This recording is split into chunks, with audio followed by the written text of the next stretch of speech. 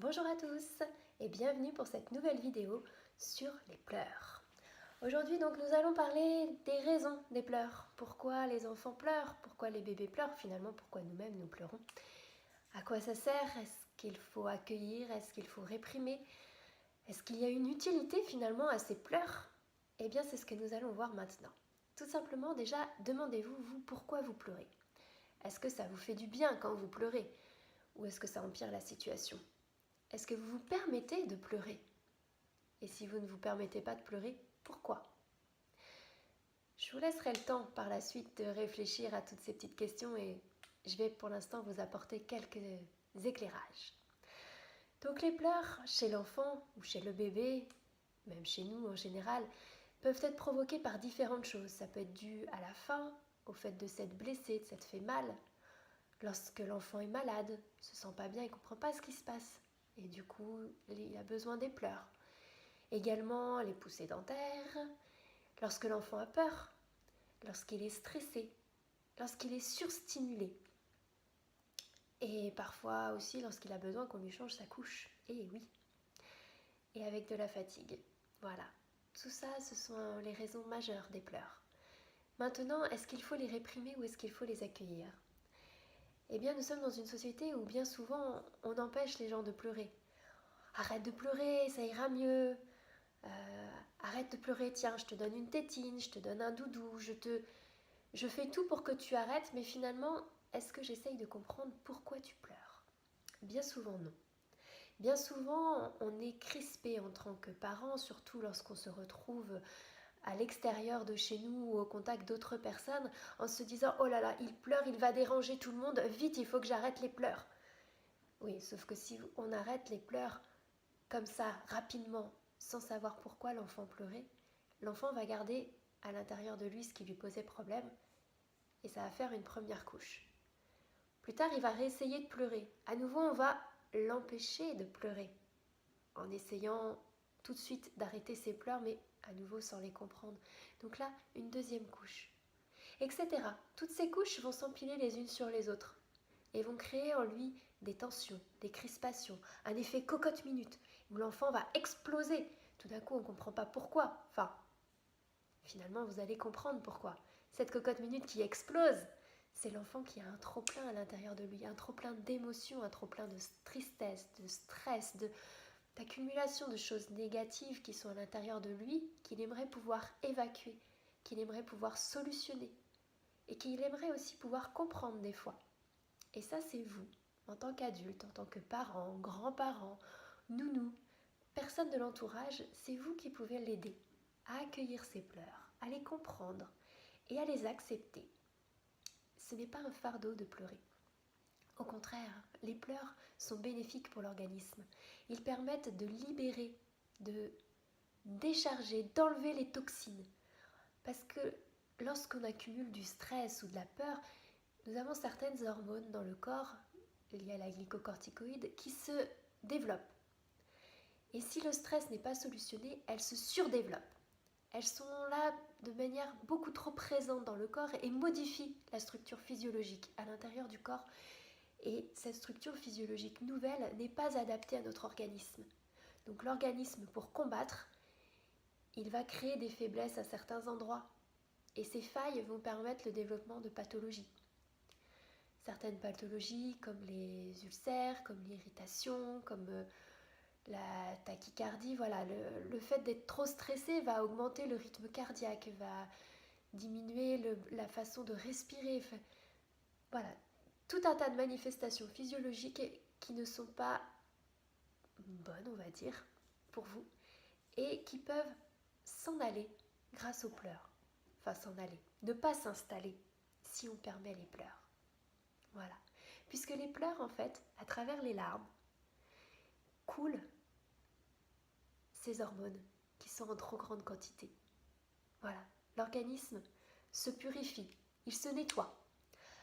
Et finalement, lorsqu'on pleure, c'est un petit peu comme si on enlevait les déchets qu'il y a à l'intérieur du corps.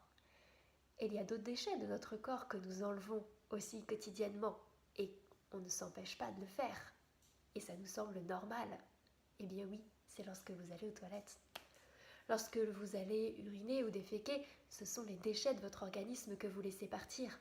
Votre enfant, c'est pareil d'ailleurs. Et au moment où il va à la selle, vous ne vous dites pas « Ah, tiens, il est en train de me manipuler, il va faire caca ». Non, vous le laissez aller tranquillement aux toilettes. Et bien lorsque l'enfant pleure, c'est pareil. Il a besoin d'enlever, de décharger, de nettoyer son corps. Eh bien laissez-le faire, en étant présent avec lui. Il a besoin de votre présence bienveillante. Il a besoin d'être rassuré, de savoir que ces émotions qui le bouleversent à l'intérieur peuvent être accueillies, que cette tempête qui va dans tous les sens n'est pas la fin du monde. Il a besoin parfois d'être contenu, pour lui rappeler les limites de son corps. Parfois, il a besoin simplement d'un regard bienveillant auquel se raccrocher. Il a besoin aussi des fois d'une petite caresse sur le visage ou sur le bras pour l'apaiser. Mais dans un premier temps, la chose la plus importante, c'est de le laisser pleurer en étant présent avec lui. Laissez-le vider ce qu'il a à faire. Puis vous pouvez entrer en communication avec lui, en communication verbale, en lui demandant pourquoi il pleure. Qu'est-ce qu'il a? Qu'est-ce qu'il aurait besoin? S'il ne vous répond pas, peut-être parce qu'il ne sait pas encore parler, ce qui ne vous empêche pas de lui poser ces questions, bien sûr. Même s'il ne sait pas parler, l'enfant enregistre dès son plus jeune âge, dès qu'il est bébé, des schémas de communication. Si vous l'habituez tout bébé à communiquer et à comprendre ce qui l'entoure, plus tard, lorsqu'il sera plus grand, il le fera naturellement et spontanément. Donc voilà, il n'y a pas de limite d'âge pour communiquer. Vous pouvez commencer donc tout petit, lui demander comment ça va, est-ce qu'il a besoin de votre aide, et puis lui suggérer « Ah, là, tu n'es pas content », ou lui dire « Ah, peut-être que tu as mal aux dents », ou peut-être que tu es fatigué, ou peut-être que tu as fait trop d'activités et tu es surstimulé, tu n'es pas bien, on a fait trop de choses aujourd'hui, peut-être tu aurais besoin d'un temps calme, un instant où on fait juste un câlin, où on lit un livre tranquillement. Vous pouvez lui proposer des choses sur son état et aussi lui proposer des solutions. Soit il va les trouver lui-même, soit il va entendre des solutions que vous lui proposez. Peut-être qu'il ne va pas s'en servir tout de suite, mais par la suite, peut-être qu'il les trouvera de lui-même, tout seul. L'enfant a besoin surtout de contact, et surtout le bébé. Voilà. C'est pas à peine d'attendre que votre bébé pleure pour le prendre dans vos bras. Le bébé a passé 9 mois dans votre ventre. Et il est habitué à être porté par vous, il est habitué à être en contact avec vous. Eh bien, dans votre quotidien, c'est la même chose. Votre bébé a besoin d'être avec vous. Vous pouvez utiliser des écharpes de portage, des choses ergonomiques qui lui soutiennent bien les hanches et le porter avec vous, par exemple, lorsque vous faites vos courses. Et vous verrez, vous ferez d'une pierre deux coups. Non seulement vous partagerez un moment de câlin et d'intimité avec votre bébé, et en plus vous allez vous muscler. Et oui, muscler le dos, les abdominaux et tout ça. Ce qui n'est pas négligeable lorsqu'on a un petit bout de chou. Pas évident de faire du sport. Bref, revenons-en à nos pleurs. Donc finalement, l'enfant, lorsqu'il pleure, il se libère de ses tensions. Et souvent, avant de s'endormir, le bébé, et parfois l'enfant aussi, a besoin de pleurer. Eh bien, il n'est pas nécessaire de le bercer dans ces cas-là pour l'empêcher de pleurer. Non, accueillez ses pleurs, restez avec lui, prenez-le dans vos bras, dites-lui que vous êtes là, que vous êtes présent pour lui. Puis vous allez voir, une fois qu'il aura tout sorti ce qu'il avait à sortir, petit à petit, il va s'apaiser, il va faire un retour au calme. Et soit il va s'endormir de lui-même, soit peut-être qu'il aura besoin en effet d'être un petit peu bercé. Mais dans un premier temps, laissez-le se libérer de ses pleurs. Également, cette accumulation des fois de stress, de frustration que l'enfant ne peut pas se permettre de libérer à travers les pleurs, comme je vous parlais tout à l'heure, ça fait la cocotte minute. Et la cocotte minute, lorsqu'elle explose, l'enfant peut devenir violent.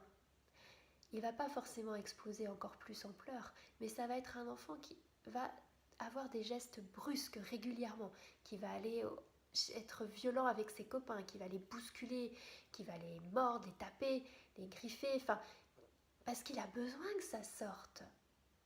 Et comme par les pleurs ça ne peut pas sortir, il cherche d'autres biais. Et d'autres biais qui peuvent aussi attirer l'attention puisqu'il ne comprend pas ce qui se passe à l'intérieur de lui, donc il a besoin que l'adulte vienne lui expliquer. Donc il va avoir des comportements pour attirer l'attention. Également, si l'enfant est submergé de stress, il va avoir du mal à se concentrer. Donc le permettre de se libérer de son stress à travers les pleurs va favoriser après ses apprentissages. Il va être plus serein pour apprendre. Et puis une fois qu'il sera libéré de tout ce stress, il va pouvoir faire un retour au calme. Et physiologiquement, il sera beaucoup plus à l'aise. Donc finalement, les pleurs. Lorsqu'un bébé pleure, eh bien dans un premier temps, on le prend dans ses bras, on le regarde. Puis on respire calmement, profondément, pour lui permettre de se caler aussi sur notre respiration. Et pour nous, pour être à l'aise avec ses pleurs, pour être ancré et pour pouvoir accueillir ses pleurs. Ensuite, on peut lui faire des petites caresses, on peut lui parler, lui demander pourquoi il pleure, etc. Et surtout, on le garde dans ses bras jusqu'à ce qu'il fasse un retour au calme. Pour les enfants plus grands, c'est relativement similaire. C'est-à-dire qu'un enfant qui pleure, on le prend dans les bras aussi, on ne le laisse pas tout seul, on lui parle. Mais par contre, on ne l'empêche pas de parler et on ne l'empêche pas de pleurer. C'est-à-dire qu'un enfant qui pleure, on le laisse pleurer et ensuite, on lui demande « Mais pourquoi tu pleures ?» Vous savez, bien souvent, on a tendance à dire « Arrête de pleurer, je comprends rien, qu'est-ce qui se passe ?» Oui, et si vous l'arrêtez de pleurer, il va conserver en lui ce qui lui pose problème. Et tout de suite, il va intellectualiser. Il ne va pas se permettre de libérer ses émotions.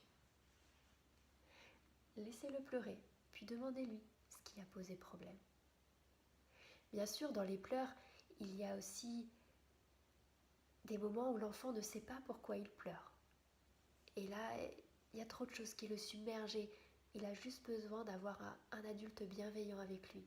Quelqu'un qui est témoin de son chagrin, qui va prendre note que en ce moment il ne va pas bien et qu'il a besoin d'être accueilli, d'être réconforté. Voilà, il a besoin d'une attitude bienveillante, de quelqu'un auprès de lui. Et puis des fois, les pleurs, l'enfant pleure, mais c'est pas suffisant pour finir de libérer. Ce qui peut finir de libérer des fois une peur, par exemple, ça va être le rire. Donc laissez-le pleurer sa peur. Et ensuite, si vous sentez qu'il y a des petites choses de peur qui restent, eh bien faites-le rire. Et il y a différentes façons de pouvoir faire rire un enfant qui vont l'aider par rapport à ses peurs. Pour un bébé, par exemple, le jeu du coucou caché, coucou caché. Ça va l'aider par rapport à la séparation, puisqu'il ne vous voit plus et que tout d'un coup, hop, vous pouvez réapparaître. Ça peut l'aider pour les angoisses, par exemple, de séparation. Pour l'enfant plus grand, ça va être de jouer avec lui. Vous vous mettez dans le rôle de celui qui est un petit peu bébête, qui n'est pas doué, qui fait que tomber ou qui a peur. Et là, l'enfant, par exemple, il va vous bousculer, vous faire tomber en arrière. Il va reprendre le dessus. Et c'est aussi une façon pour lui de reprendre le dessus sur ses émotions. Et de vous voir jouer aussi la personne qui a peur ou qui tremble ou qui n'est pas bien, ça va aussi l'amuser. Et ça, il va se dire qu'il n'est pas le seul à ressentir ses émotions et que finalement on peut jouer avec et qu'on peut les solutionner. Voilà, accompagnez votre enfant dans ces différentes situations. Je pense qu'on a à peu près fait le tour de la question. Bien sûr, il restera encore beaucoup de choses à dire, puisque en général, les formations que je donne sur les pleurs durent au moins 6 heures, donc là, une vidéo de 15 minutes, c'est relativement restreint. Donc si vous avez des questions, n'hésitez surtout pas, contactez-moi. Et n'oubliez pas, accueillez les pleurs de votre enfant. Et si vous n'arrivez pas à les accueillir, demandez-vous pourquoi. Demandez-vous à quoi ça vous renvoie. Pourquoi votre enfant pleure et qu'est-ce que ça vous fait lorsqu'il pleure comme ça? Est-ce que ça vous rappelle quelqu'un? Est-ce que ça vous rappelle une situation? Et si vraiment les choses tournent en rond et que vous n'arrivez pas à trouver la solution, n'hésitez pas à aller voir un thérapeute qui saura vous guider et vous aider. Et vous aurez une relation plus épanouie et plus sereine avec votre enfant ou avec les enfants qui vous entourent. Je vous souhaite une bonne journée et je vous dis à bientôt pour une prochaine vidéo. Au revoir!